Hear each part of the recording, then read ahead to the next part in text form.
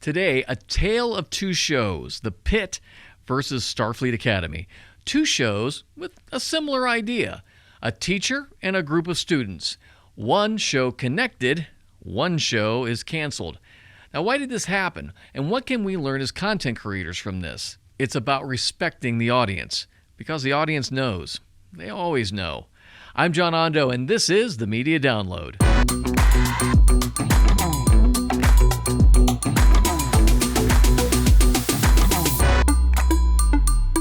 Welcome to the Media Download. I'm a 40-year television and filmmaking veteran who's won some awards, and I've learned a few things about making film and TV look big time on a small budget. Sorry I've been gone so long. March and April are really busy months for my production consulting company, Ondo Media, but I'm so glad to be back. And yes, the look is a little different. I've been in the Witness Relocation Program now, and let's just keep that between you and I. But if you can, like and subscribe my podcast. So there are some important lessons we can learn from the two streaming programs that have been the buzz on social media. Now, I've been a fan of hospital emergency shows since I was a kid. And I've been a Star Trek fan forever. So on paper, I should be a huge fan of both of these programs.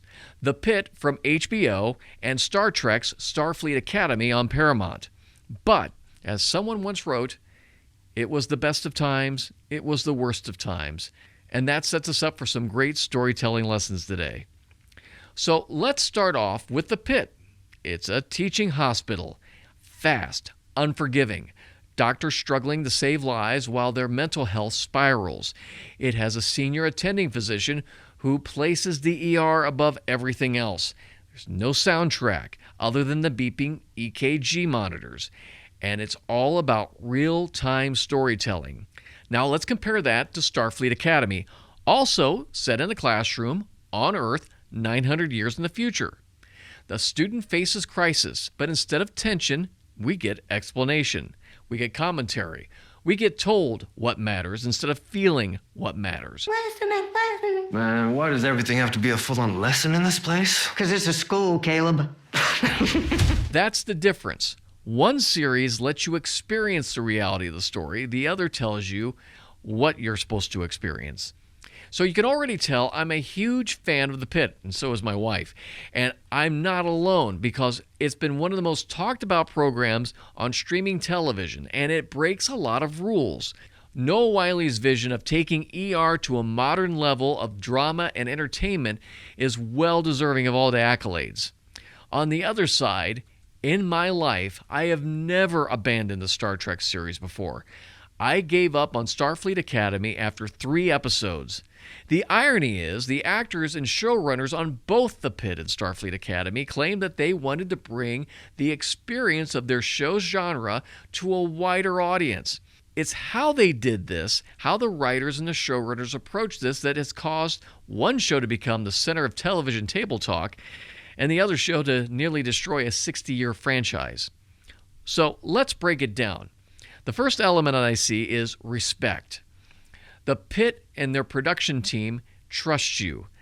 Since it's a teaching hospital, that creates a great tool where the audience gets to learn as the doctors and the med students explain what they're doing and why. Rules may be broken, but rarely, and it's often with consequences. Noah Wiley and his team respect the fact that you're intelligent, that you have been in a hospital, so their set and their actors are 100% authentic. No hand-holding. You're going to go on a 50-minute roller coaster ride. And at the end of the show, when you're waiting for the most anticipated moment of the episode, this happens. That's just not fair. But what The Pitt also has developed is amazing characters, and we can relate to them because we all work with these people. How this doctor will react with this patient. How will this charge nurse react to this situation and crisis while having a cigarette? The show works because I can place myself in all of those scenes, because the people are real to me, and that is the key to great writing. Now, Starfleet Academy, from show to show, the pace can be totally different. It often leaves Star Trek fans scratching their heads because this isn't how Star Trek works. And the characters are written in a way that disrespects the heritage of Star Trek. which at its core is an adventure show shrouded in naval military style structure, captains and lieutenants, rules and regulations, duty and honor. But they lost me and many Star Trek fans in the very, very first episode when the captain, played by award-winning actress Holly Hunter, stretched out in the hallowed captain's chair to read a book. I don't know which offended me more, the disrespect of what Patrick Stewart referred to as the royal throne of the ship, or the fact that the bridge was so boring that she had time to read a book. Also, with anyone who has a real job, you can't do that when you're on the clock, right? Yeah. The second point, I believe, is authenticity. The Pitt feels real. You can see exhaustion, bad calls, second guessing. The doctor makes a wrong decision and lives with it. No reset button. That's real. Then Starfleet Academy. The world is different 900 years in the future. The perspective is different, so we do need some connection to today's world, or at least the Star Trek culture. But the show threw out many of the established principles from the previous 60 years of programs. And when you do that as a showrunner, you're not making the show better. You're disrespecting the audience.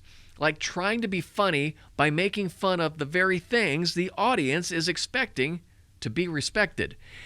In many interviews, the Starfleet Academy actors literally said, "We want to introduce the franchise to a younger audience." Nothing will make an audience revolt more than being told by actors, "You're too old and not cool enough to like our new show." On the other hand, the Pitt speaks wide. You don't need to be young, you don't need to be old. You just need to be human. Stress, fear, responsibility, that's universal. Starfleet Academy aimed for the younger, and here's the risk when you aim at one generation. Listen to this, content creators. When you aim at one generation and you miss everyone. The Pitt breaks so many rules that most executives would have insisted on in the show, but the Pitt has none of them. They do one set, no soundtrack. It breaks all the trends of flashy special effects, kind of Marvel, everyone must suddenly die when you least expect it kind of story writing. The Pitt's writing is about the moment, with a bare minimum on the romance or the home life weaved into the storylines, compared to the other teaching show we're talking about, Starfleet Academy, which was all about drama through personal stories. So let's look at the numbers. What does the audience want? Well, the numbers don't lie. 75% of the people who watch The Pitt are 30-plus-year-olds. That's the working demographic. The male to female split is 42 to 58%. That's unheard of in today's ratings. The Pitt is a top 3 in the ratings, averaging 10 million viewers a week globally. And most important, it represents all generations, all cultures, all lifestyles. No matter who you are, you will connect with someone on The Pitt. Starfleet Academy, they aim for the youth. They figured the legacy audience will just watch it anyway. They were wrong. Starfleet Academy never attracted the younger viewers. They didn't connect to the stories, and it alienated the legacy fans. It started off with 2.1 million views in the first episode, and it quickly dropped to under 200,000. It became the lowest viewed Star Trek series in history. So here's your takeaway. The Pitt didn't target a demographic, it attracted one. Meanwhile, Starfleet Academy targeted a demographic and struggled to hold it. So if you're a podcaster, a writer, maybe an audience consultant, or more importantly, maybe you're someone who's taking over the reins for the content creation of a legacy organization, here's the takeaway you need to take from these two shows. 1, respect the audience. The audience doesn't want to be told how to feel. They want to experience it. Bottom line, if you don't trust your audience, they will not trust your story. Number 2, build real people, real characters, not a message delivery system. Characters drive connection, not themes, not concepts, not agendas. When characters feel like they exist to prove a point, audiences will absolutely disengage. When characters make flawed human decisions, audiences will lean in. Audiences will follow people, not ideas. Finally, number 3, Don't chase demographics. Tell a story that crosses over them. Narrow targeting often shrinks your audience instead of growing it. Stories rooted in the universal human experience travel further.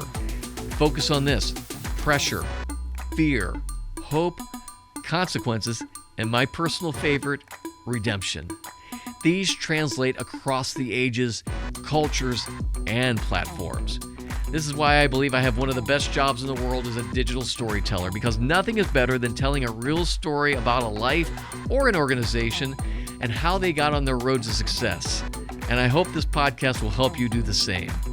I hope you found this helpful. Look for new episodes, I hope every week or so. And if you have suggestions or ideas, please just bleep loop those in the comments below. Also, find out more about my company at Ondo Media, based in beautiful Columbus, Ohio. Thanks for joining me. Your download is complete.